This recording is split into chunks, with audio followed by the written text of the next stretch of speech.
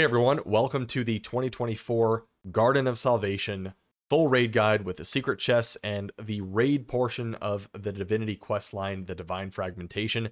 This is step 4 out of 4, so I'm not going to be covering steps 1 through 3.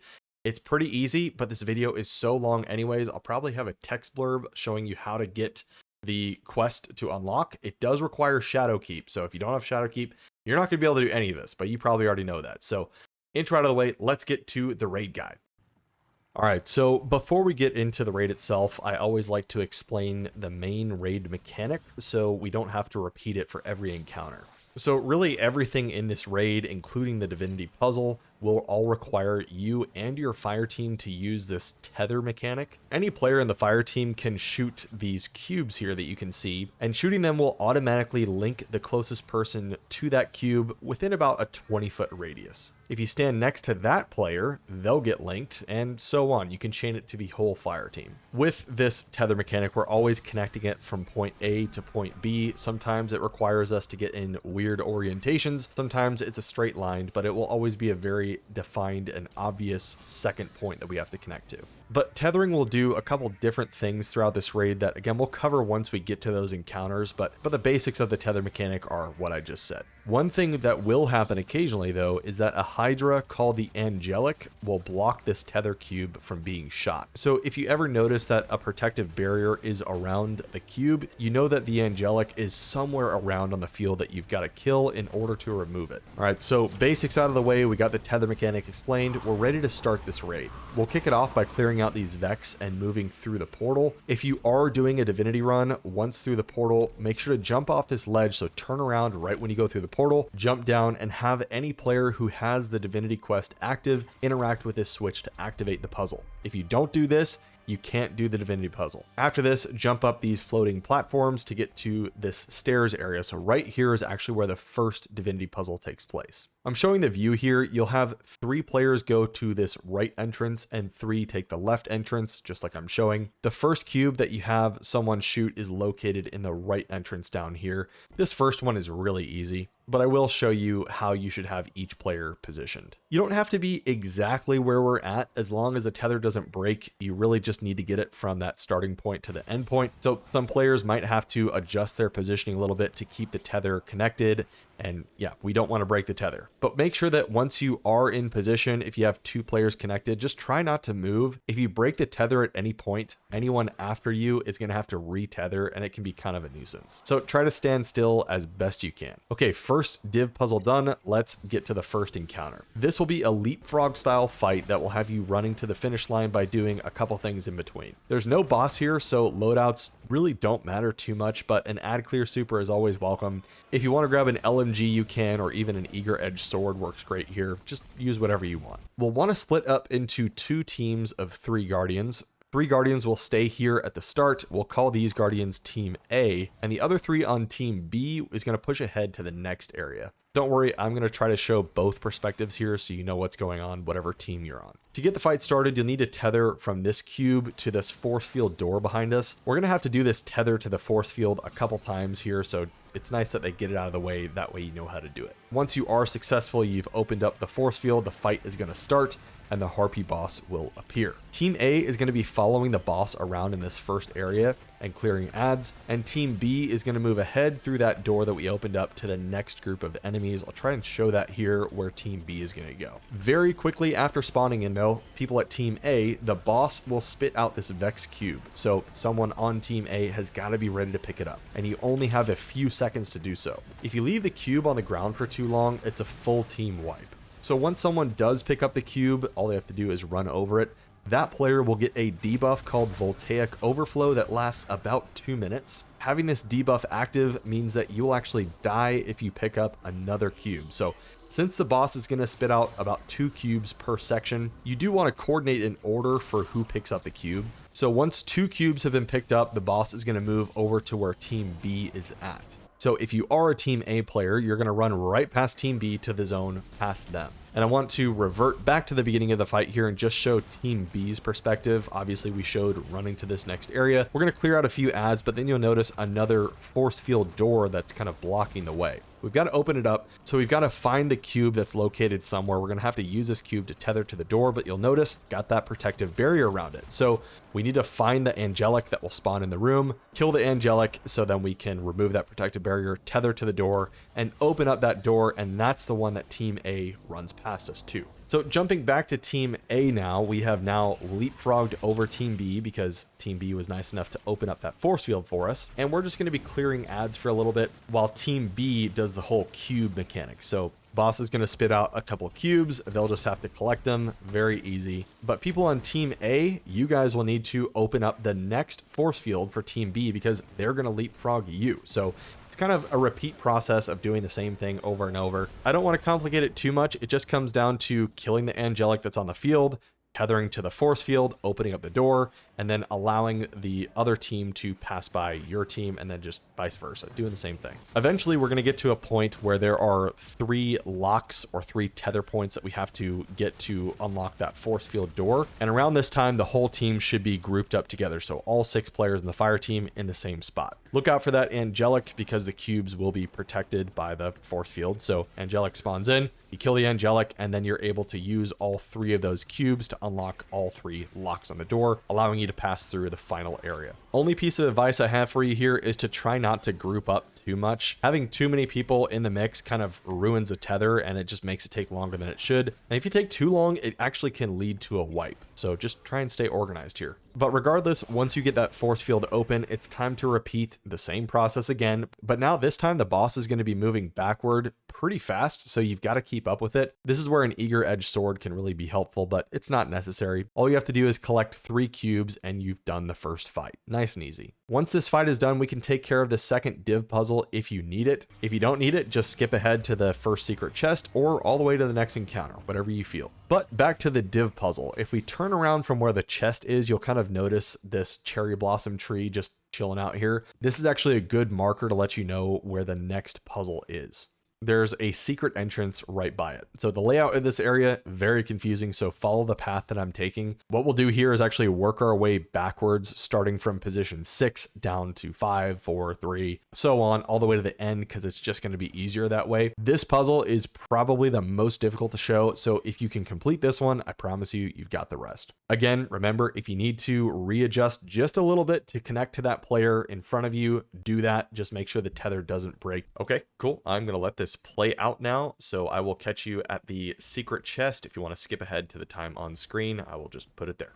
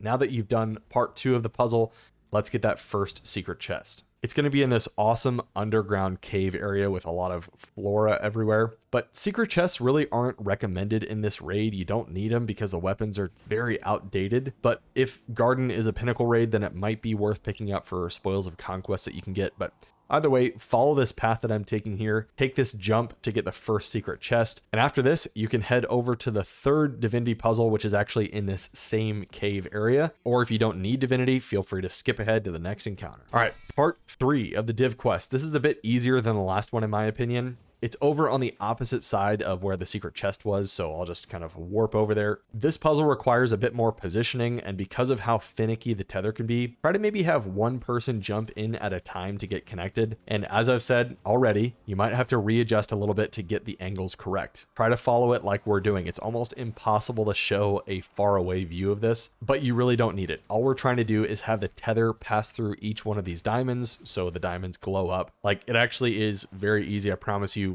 6 people can do this. And I will again just kind of let it play out so you can see the completion of puzzle 3.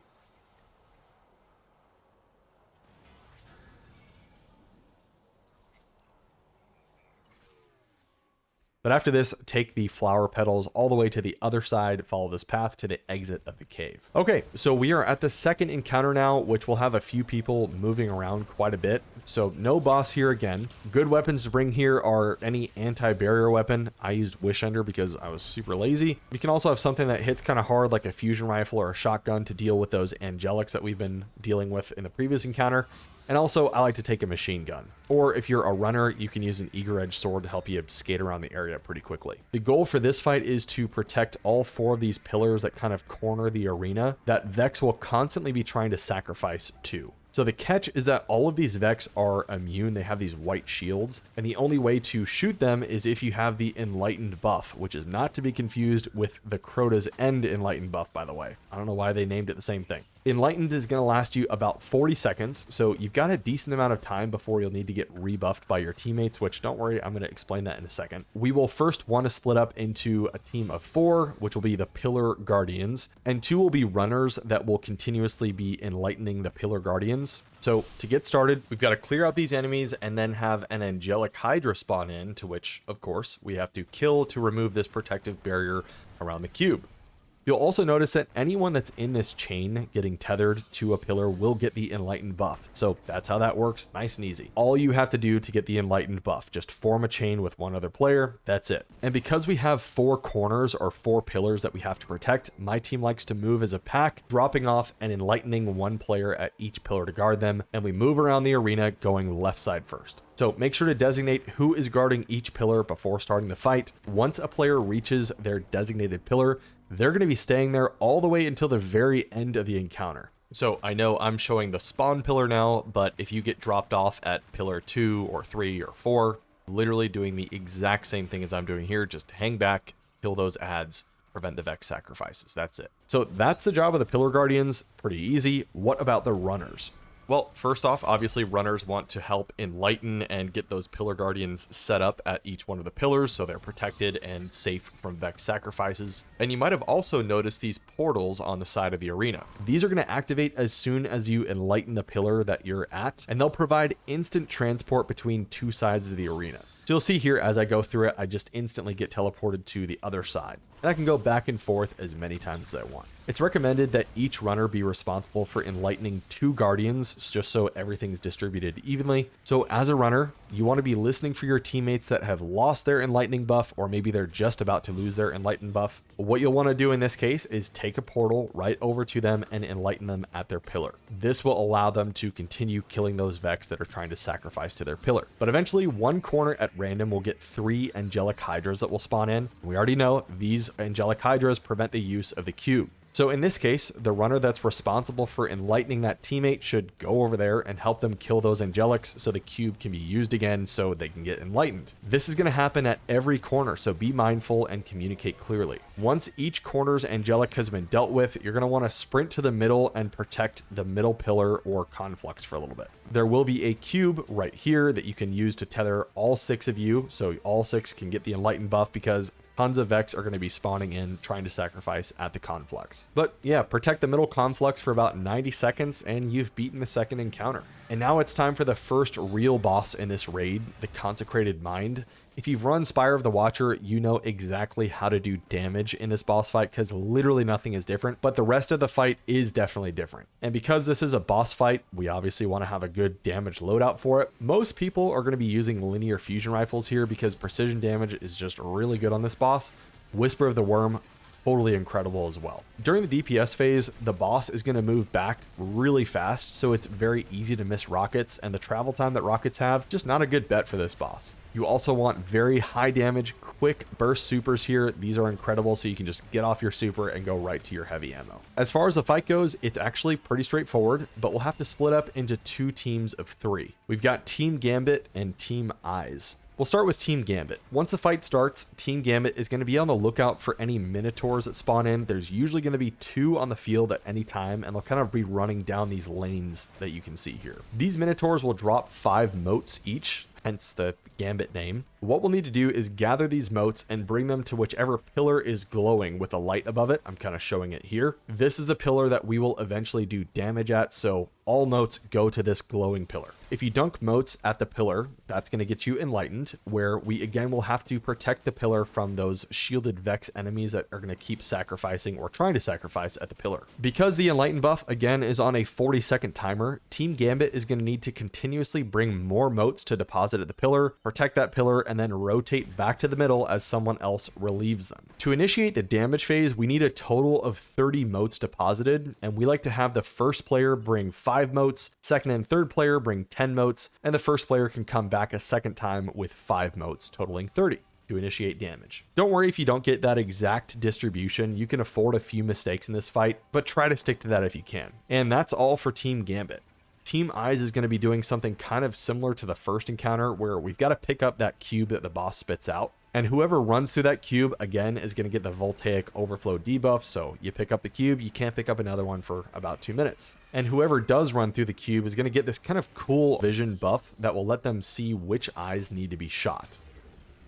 Here's an image that shows what I'm talking about here. The standard callouts that everyone uses are inner and outer, obviously referencing the inner or outer eyes. So if the callout is inner, all you need to do is have all 3 players shoot the innermost eyes in unison. The easiest way to divvy up who will be shooting which fin, which eye, is to just line up left to right in relation to the boss and then shoot at that fin. So if you picked up the cube, you would be in the middle ideally, so you'd shoot the middle fin. If you're on the right side, you'd shoot the right fin. Left side, shoot the left fin. Okay, you get it. Or you could just call out which fin you want to shoot. Whatever method you choose is up to you. So if done correctly, Team Gambit should have all 30 motes deposited by the time the boss spits out 2 to 3 cubes. Team Gambit should definitely call out when they're bringing the final 5 motes to the pillar, because once that player deposits, it's damage time. And remember, that pillar that Team Gambit has been depositing to is where we're going to do damage. So once everyone's over there, the boss makes it over there, the boss will eventually open up its eyes, and you'll have to shoot each eye as quickly as you can as a team. Once you do this, the damage phase will officially start, and the boss is going to start retreating very quickly, so start damaging right away. Most people, if it's your first time, you'll do about half to 3/4 damage, but a 1 phase is pretty easy, even with just above average loadouts. After this, if you need to go more than 1 phase, just rinse and repeat until the boss is dead. Overall, not a very difficult fight at all, and it's actually kind of fun. So now's where we have 2 more div puzzles to do. So if you don't need Divinity, skip ahead to the next section.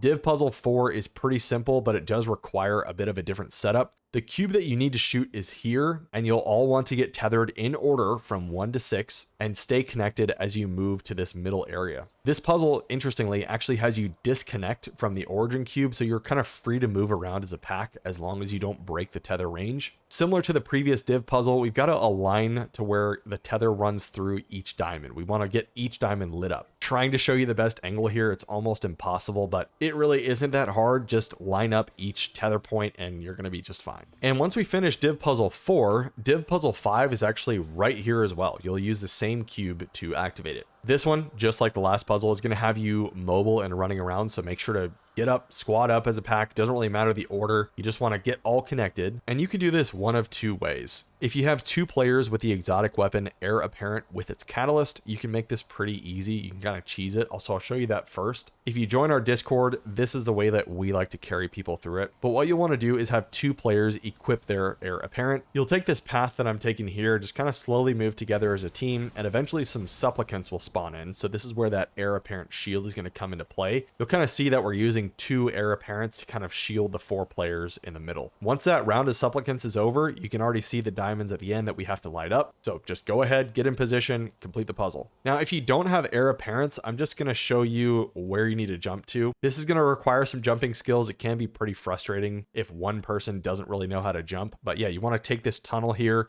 straight to the end, and there are no supplicants, so thankfully you don't have to worry about any enemies. And once you've completed the 5th div puzzle, we're actually getting close to the end. You've got to do some platforming here. We're going to ride this windmill up, and you'll arguably get to the most beautiful point in the entire game. This area is awesome. You want to run toward this waterfall, go through this secret entrance, and you're going to arrive right at the 6th divinity puzzle. So the starting cube is here. Thankfully, this one is really easy. Just stretch out the tether like this and have the final player jump up to this ledge here to connect to that final tether point.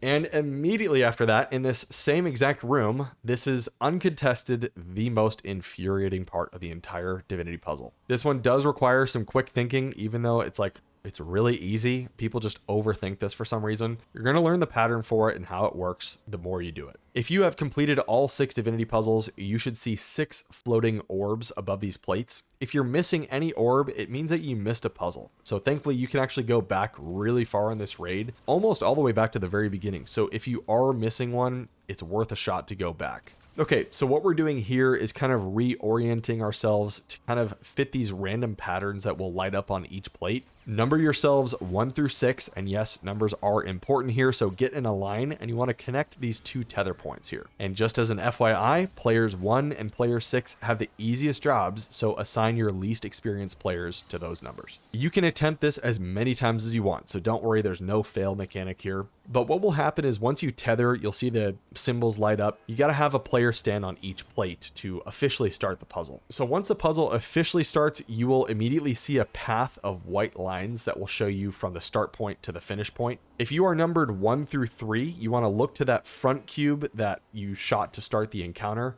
If you're 4 through 6, just look at the back cube the entire time. For this example here, I'm number 4, which is the toughest one because I have to follow more lines to get into the correct position. I'll try to number each position out as we get to our final positions. So just follow the tether points from start to finish. You'll kind of see what I mean as I number them. You've got to do 7 successful rounds of this, with each round getting faster than the previous one, so it can be a bit of a challenge, but again, do it as many times as you want. And once you've done it, that's it for the Divinity puzzle. All you have to do now is beat the final boss, the Sanctified Mind. But real quick, before we do that, let's grab our secret chest by following this path here by jumping up some flowers. Again, secret chests just aren't really necessary here, but if you want them for spoils, go ahead and grab it.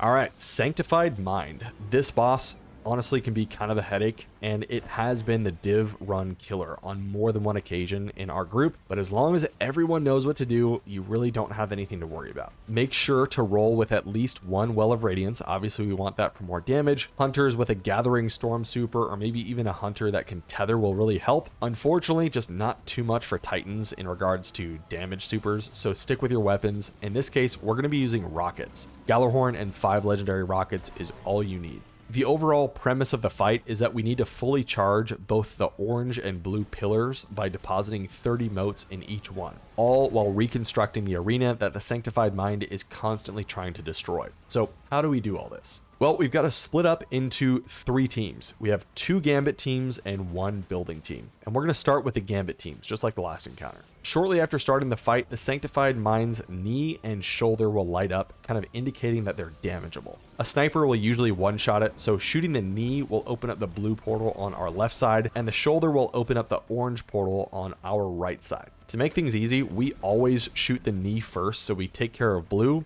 and we'll have both players from one of the Gambit teams enter that blue portal. From there, these players will be killing enemies as quickly as possible and collecting blue motes in the process, or orange motes if you're on orange side. So blue portal has blue motes, orange portal obviously has orange motes. Nice and easy. Once all the enemies have been killed and motes collected, which should be 15 to 18 motes, it's time to exit the portal by having anyone that's still in the main arena shoot the knee.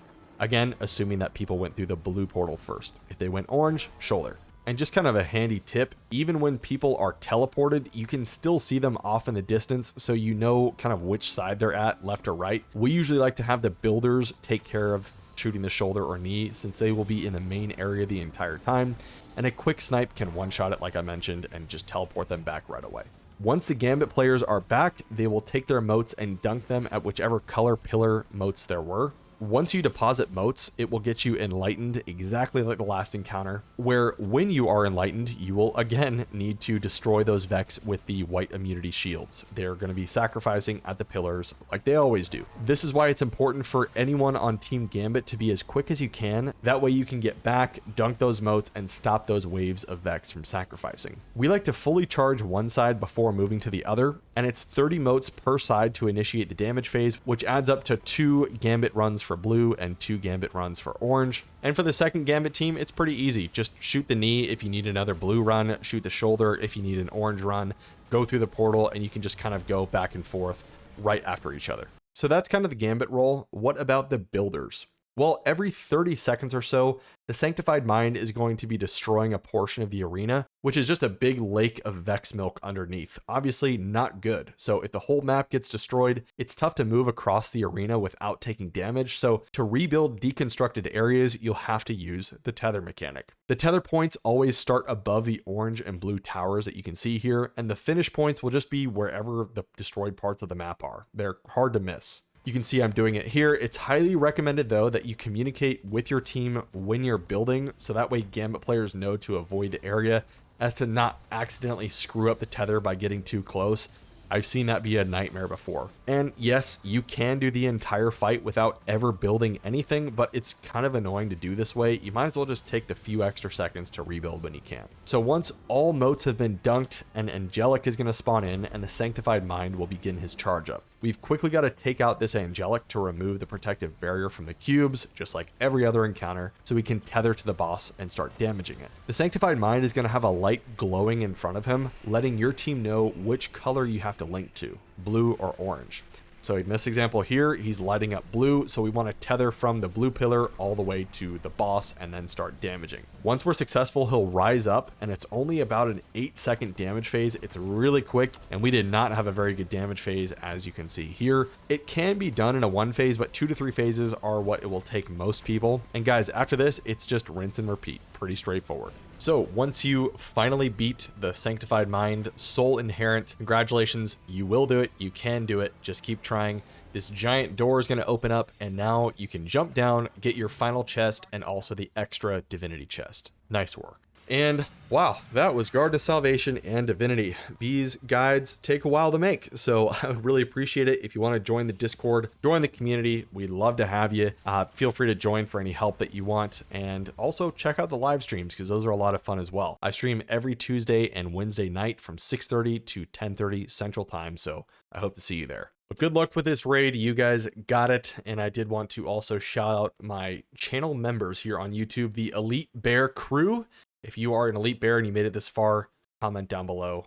Love to hear from you. But yeah, you guys are awesome. Love you very much. And I will catch you all in the Discord, the next video, or the next live stream.